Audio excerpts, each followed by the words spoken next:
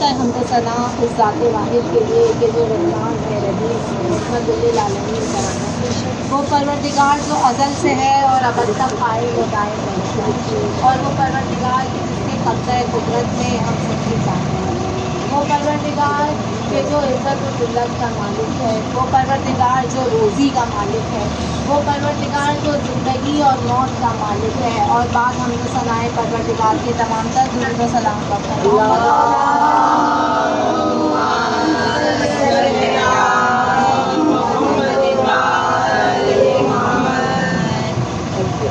अज़ीज़ान गिरामी, आज मुहर्रम की पहली तारीख और मुहर्रम का चाँद नमदार होते ही अय्याम अज़ा शुरू हो जाता है। यानी परवरदिगार आलम जिसका वादा है हिदायत का कि वो इंसान की हिदायत करेगा, उसने जब ज़मीन बनाई तो सबसे पहला इंसान ही खादी बनाकर भेजा, और जब नया साल शुरू कर रहा है तो अब ऐसा इंतज़ाम हमारे लिए कर दिया कि मुहर्रम का चाँद देखते ही हम अहले बैत रसूल का मुसलसल तज़किरा करना शुरू कर देते हैं। वैसे तो हमारी ज़िंदगी में हमारे सांस के साथ अहले बैत का तज़किरा है, लेकिन ये कुछ ख़ास अय्याम हैं जिसमें हम उनसे ज़्यादा मुतमस्सिक हो जाते हैं, उनसे ज़्यादा जुड़ जाते हैं। तो बस परवरदिगार आलम ने ये फ़र्श अज़ा, ये दरगाह हमें मुहैया कर दी कि हम साल की इब्तिदा हुसैन इब्न अली के ज़िक्र से करें। वो हुसैन इब्न अली के जिनका एक जुमला, एक आवाज़ इस्तिग़ासा जो थी इमाम हुसैन की, जो करबला के मैदान में इमाम ने कहा, हल मिन नासिर यंसुरना, है कोई जो मेरी मदद करे। बस अज़ीज़ान गिरामी, आज क्योंकि तमहीदी मजलिस है, पहली तारीख़ है मुहर्रम की, और एक तमहीद बांधनी होती है खुसूसन बच्चों के लिए कि अय्याम अज़ा में हम क्या करें और क्या काम हमें करना चाहिए। क्या पिछला पूरा साल जो हम गुजार के आए हैं, जो पिछले साल हमने अज़ादारी की थी, उससे हमने कुछ हासिल किया? क्या हमारी ज़िंदगी में तब्दीली नहीं आई या नहीं आई? अगर तब्दीली अब तक नहीं आई है कुछ भी, तो हमें कोशिश करनी है कि हम फ़र्श अज़ा से सीखें और अपनी ज़िंदगियों में तब्दीली लाएँ। और अगर आ गई है तो उस सीखने के अमल को आगे बढ़ाएं। ज़रूरी नहीं है कि एकदम ही बहुत कुछ सीख लिया जाए। एक थोड़ी सी भी तब्दीली, चाहे वो रवैयों की हो, चाहे वो किसी और चीज़ की हो, हमारी ज़िंदगी को बेहतर बना सकती है। बस ये अय्याम अज़ा हमें ज़िंदगियों को तब्दील करने दें, क्योंकि पूरे अर्ज़ के इनक़िलाब करबला से बड़ा आज तक कोई इनक़िलाब नहीं आया। दुरूद पढ़िए मोहम्मद।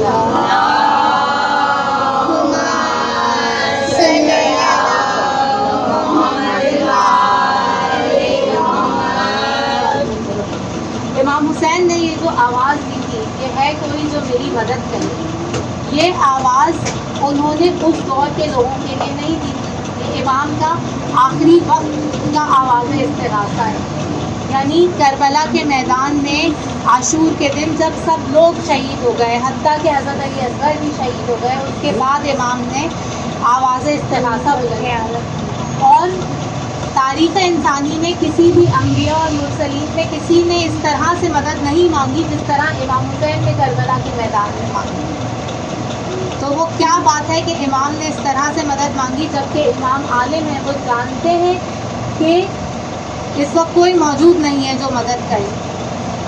तमाम लोग शहीद हो चुके हैं। आप लोग सब जानते हैं कि जब इमाम ने आवाज़ इस्तिग़ासा बुलंद की तो उस वक्त ज़मीन व आसमान काँप गए और आवाज़ें आने लगी। हर मखलूक ने इमाम को मदद के लिए कहा कि हम हाजिर हैं या मौला हम आपकी मदद करें। ज़मीन के फरिश्तों ने कहा मौला हम हाजिर हैं कि हम आपकी मदद करें। आसमान के फरिश्तों ने कहा मौला हम हाजिर हैं, हम आपकी मदद करें। आप सब जानते हैं जिनों के लश्कर आ गए कि मौला हम आपकी मदद करें, अम्बिया आ गए, मुरसलीन आ गए, लेकिन इमाम ने सबको मना कर दिया। तो वो क्या बात है कि इमाम ने मदद मांगी। बस अज़ीज़ान गिरामी, इमाम ने वो मदद क़यामत तक के इंसानों के लिए मांगी और क़यामत तक के इंसानों से मांगी। तो हम आज ये सोचना शुरू करें अपनी अपनी जगह पे कि हम किस तरह से इमाम की मदद कर सकते हैं। हम इस दौर में रहते हैं। वो आवाज़ इस्तिग़ासा इमाम की हमारे लिए भी थी। उस वक्त जो शहीद हो चुके थे, आप सब जानते हैं कि शहीदों के लाशें तड़पने लगे कि मौला दोबारा ज़िंदगी मिल जाए तो हम आप पे दोबारा से जान कुर्बान करें। تو وہ آواز جو مولا نے دی تھی وہ ہمارے لیے تھی. بس عزیزان گرامی، اگر آج پہلی محرم سے ہم یہ سوچنا شروع کریں کہ وہ جو امام نے کہا تھا کہ ہے کوئی جو میری مدد کرے، وہ امام نے ہمیں آواز دی تھی، اور ہم آج سے سوچنا شروع کریں کہ ہم اپنی اپنی جگہ پہ رہتے ہوئے امام کی کیسے مدد کر سکتے ہیں، تو شاید ہم اپنی زندگیوں میں کربلا کو اس طرح سے شامل کر سکیں جس طرح امام ہم سے چاہتے ہیں. درود پڑھیے محمد.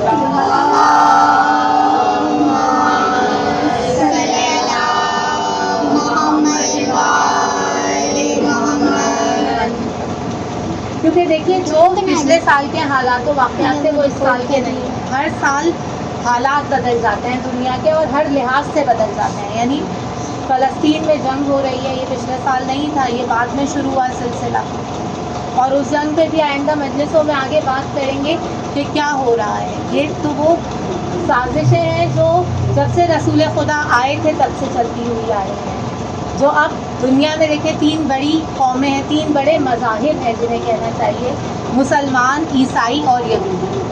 مسلمانوں کا قبلہ اول بیت المقدس، عیسائیوں کے لیے بھی وہ مقدس ہے کیونکہ حضرت عیسیٰ وہاں پیدا ہوئے، اس ایریے میں پیدا ہوئے. حضرت بیوی مریم جو ہیں وہ بیت المقدس میں عبادت گاہ میں مخصوص کر دی گئی تھی، وہاں رہتی تھی.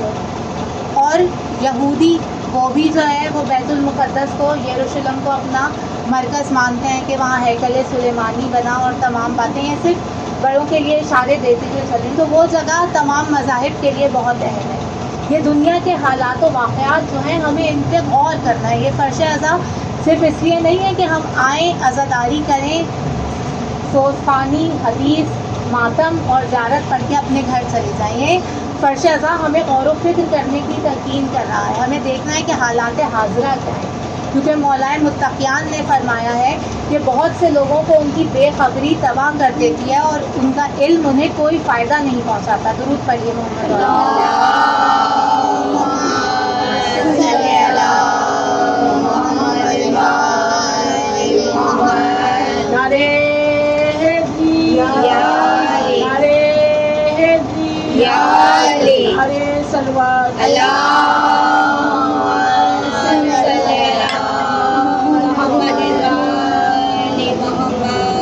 بس عزیزان گرامی، وہ قیامت کی نشانیاں کہہ لیں یا وہ ظہور کی نشانیاں کہہ لیں، وہ پوری ہوتی جا رہی ہیں، اور انسان حیرت میں ہے کہ یہ سب کچھ کیسے ہو رہا ہے.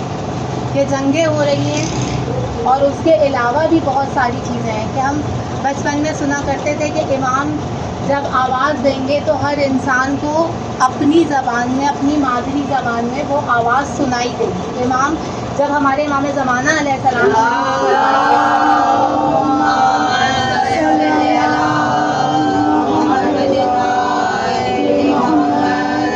اس وقت ہم حیرت کرتے تھے،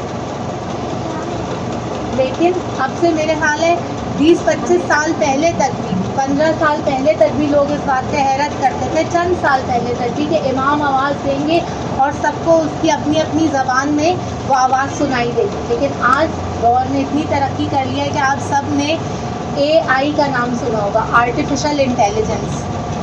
اس نے وہ سافٹ ویئر بنا لیا ہے کہ آپ جو بات کر رہے ہیں وہ جس زبان میں کرنا چاہتے ہیں کنورٹ اس میں ہو جائے گی، آپ کی آواز میں ہو جائے گی. تو یہ ترقی کرتے جا رہے ہیں تو وہ گراہیں کھلتی جا رہی ہیں کہ کیا آنے والا دور. جو چیزیں ہم حیرت کرتے تھے پہلے، ہم حیرت کرتے تھے کہ میلوں دور لوگوں کو جو ہے ہم ویڈیو کالز کر سکتے ہیں، ہم دیکھ سکتے ہیں. صرف آواز کی بات ہوتی تھی، کال بک کرا کے کالز ہوتی تھی اور اس پہ بھی ہوتا تھا. لیکن اب کیا ہوا کہ اب واقعی اس حیرت جو ہم حیرت کرتے تھے کہ لوگ ایک دوسرے کو دیکھ کے بات کر رہے ہوں گے کس طرح سے ہوگا، اب وہ حیرت ختم ہو گئی. ہر کوئی اب دیکھ کے ایک دوسرے کو میلوں دور بات کر رہا ہے.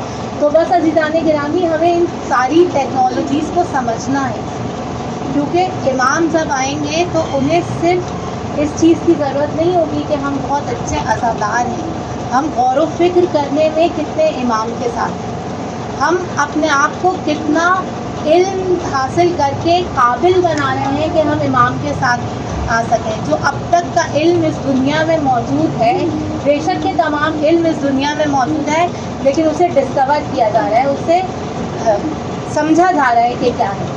تو لیکن جتنا اس وقت تک سمجھا گیا ہے، کیا ہم نے وہ حاصل کر لیا ہے، یا ہم اس کی جستجو میں ہیں کہ حاصل کر سکیں تاکہ ہم امام کے ساتھ شامل ہو سکیں.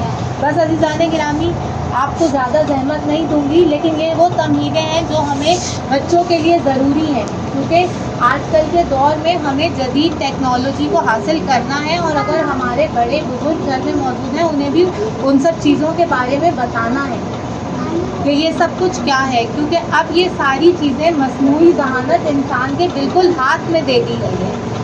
یعنی جو لوگ موبائل فون استعمال کر رہے ہیں، واٹس ایپ وغیرہ دیکھیں، اس پہ ایک گول دائرہ بنا ہوا نظر آنے لگا ہے. جو لوگ استعمال کر رہے ہیں، نئی نسل یا بچے، وہ سب یہ جانتے ہیں. پہلے ہم سوچتے تھے کہ کسی نے ہم سے کوئی سوال کیا ہے یا کسی نے ہم سے کوئی بات کی ہے تو ہم اس کا جواب کیسے دیں. اب آپ کو کوئی ضرورت نہیں ہے اپنا دماغ استعمال کرنے کی. آپ اس گول دائرہ جو بنا ہوا آتا ہے اس کو دبائیں اور اس میں اپنا سوال لکھیں اور وہ فوراً آپ کو جواب دے دے گا. اور اگر آپ کو اس کا جواب پسند نہیں آیا تو آپ اس سے کہیں گے نہیں مجھے یہ جواب پسند نہیں آیا، تم دوسرا جواب دو، تو وہ آپ کو دوسرا جواب دے گا. اگر آپ اس سے کہیں گے کہ مجھے تصویر بنا کے دو تو وہ تصویر بنا کے دے گا. آپ کہیں گے یہ تصویر پسند نہیں آئی، دوسری بنا کے دو، تو وہ آپ کو ہزاروں تصویریں بنا کے دے گا، آپ کو ہزاروں باتیں بتائے گا.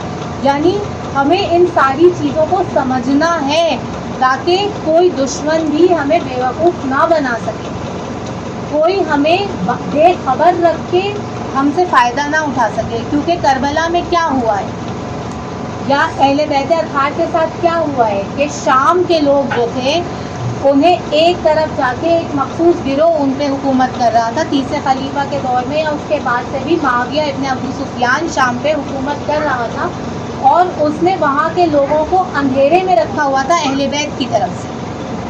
کہ جب مولائے متقیان کی، مولا علی کی شہادت ہوئی مسجد کوفہ میں، تو شام کے لوگوں نے یہ کہا کہ اچھا علی مسجد بھی جاتے تھے، اچھا علی نماز بھی پڑھتے تھے. یہ سب چیزیں کیوں ہیں؟ کیونکہ لوگ بے خبر تھے. بس عزیزان گرامی، ہمیں آج کے دور سے باخبر رہنا ہے، اور کیونکہ میڈیا کا دور ہے تو غلط اور صحیح میں فرق کرتے ہوئے چلنا ہے کہ جو خبر ہم تک پہنچائی جا رہی ہے وہ صحیح بھی ہے یا وہ ہمیں بیوقوف بنا کے ہم سے کوئی کام نکلوانے کے لیے وہ خبر ہم تک پہنچائی جا رہی ہے. جس طرح امام حسین کو خطوط لکھوائے گئے.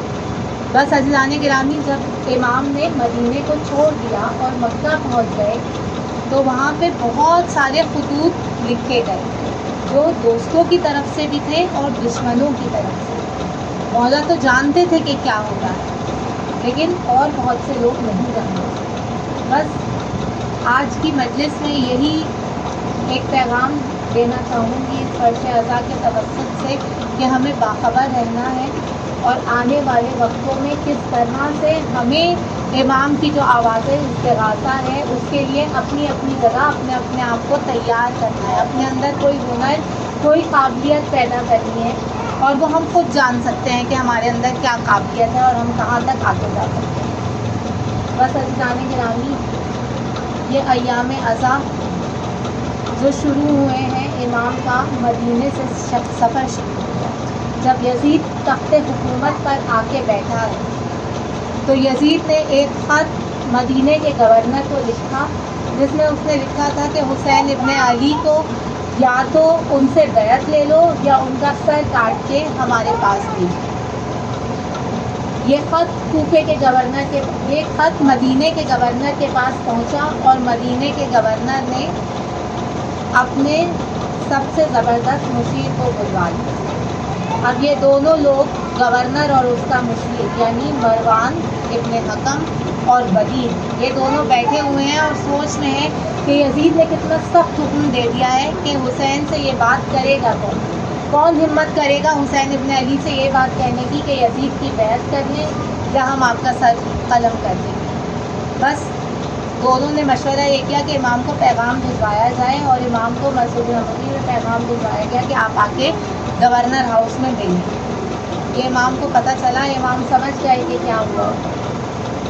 امام نے تیاری کی اور جب جانے لگے تو جوانان بنی ہاشم ساتھ ہو گئے، حضرت عباس، حضرت علی اکبر اور بہت سے جوان کہ ہم مولا آپ کو اکیلے نہیں جانے دیں گے. مولا نے کہا نہیں، میں اندر میں اکیلا جاؤں گا، آپ لوگ باہر رہیے، اور اگر میری آواز بلند ہو تو آپ لوگ اندر آ جائیے. یہ تمام واقعات ہر سال ہم مسلسل دہراتے ہیں، اس لیے کہ ہر سال ہم اس سے ایک نیا سبق سیکھتے ہیں، سوچ کی اور غور و فکر کی نئی گراہیں کھلتی ہیں ان باتوں سے۔ بس عزیزوں، امام اندر گئے اور جب یزید کا خط پڑھ کے سنایا گیا تو امام کو ایک دم جلال آیا۔ جب امام کی آواز بلند ہوئی تو وہ جوان دربار کے اندر داخل ہو گئے۔ بس امام وہاں سے چلے۔ یہ 27 رجب کا دن تھا۔ دیکھیے رسول خدا شب معراج پہ گئے تھے 27 رجب کو، اور اس دن رسول کے نواسے سے بیعت طلب کی جا رہی ہے۔ بس امام نے رخت سفر باندھا۔ وہ رات رخت سفر باندھنے میں امام کی گزر گئی۔ تمام لوگوں کو جمع کیا اور بتا دیا جو جو جانتے تھے۔ حضرت عباس سے فہرست بنوائی کہ یہ سب جانے والے ہیں۔ اتنے میں حضرت زینب آئی اور کہا کہ میں بھی ساتھ چلوں گی۔ بس امام نے کہا کہ جاؤ اپنے شوہر سے اجازت لے کر آئے۔ وہ اجازت لے کر آ گئی۔ آگے بڑھوں گی تیزی سے۔ بس رخت سفر باندھ دیا گیا۔ اب امام جا رہے ہیں، لیکن امام کی ایک بیٹی ہے سغرا، جس کو پتہ چل چکا ہے کہ میرا نام ان جانے والوں میں نہیں ہے۔ سغرا بہت پریشان ہے، چھوٹی ہیں، کبھی اپنے ماں باپ کے بغیر، بہن بھائیوں کے بغیر، گھر والوں کے بغیر سغرا نہیں رہی ہیں۔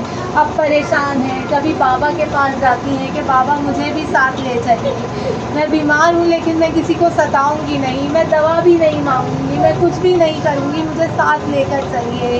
کبھی چچا عباس کے پاس جاتی ہیں، کہتی ہیں چچا آپ تو فہرست تیار کر رہے ہیں، اس فہرست پہ میرا بھی نام لکھ لیجیے۔ کبھی بھیا علی اکبر کے پاس جاتی ہیں، بھیا میں آپ کے بغیر کیسے رہوں گی، مجھے بھی اپنے ساتھ لے کر چلیے۔ کبھی پھوپھیوں کے پاس جاتی ہے، کبھی ماں کے پاس جاتی ہے، لیکن سغرا بہت پریشان ہے، کوئی حامی نہیں بھر رہا، کسی میں ہمت نہیں کہ حسین سے اجازت لے لیں۔ حسین منع کر چکے ہیں، سامان سفر تیار ہو چکا ہے، بیویوں نے سوار ہونا شروع کر دیا۔ ایک وقت وہ آیا کہ تمام لوگ سوار ہو گئے۔ علی اکبر نے سغرا سے وعدہ کر لیا، سغرا اگر حالات بہتر ہو گئے میں 7 محرم کو تمہیں لینے کے لیے آ جاؤں گا۔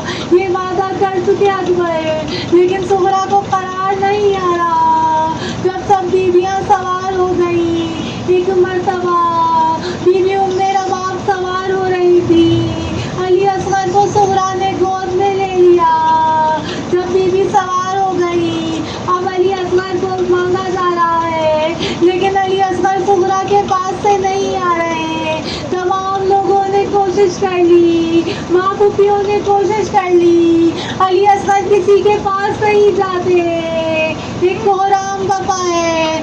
ایک مرتبہ حسین آگے بڑھے، علی اصغر کے کان میں کچھ کہا اور اصغر امک گئے، باپ کی گود میں آ گئے۔ میرا دل کہتا ہے حسین نے کہا ہوگا اے علی اصغر، اگر آج تم کربلا نہیں چلو گے تو حسین کی مظلومیت پر آخری مہر کون لگائے گا؟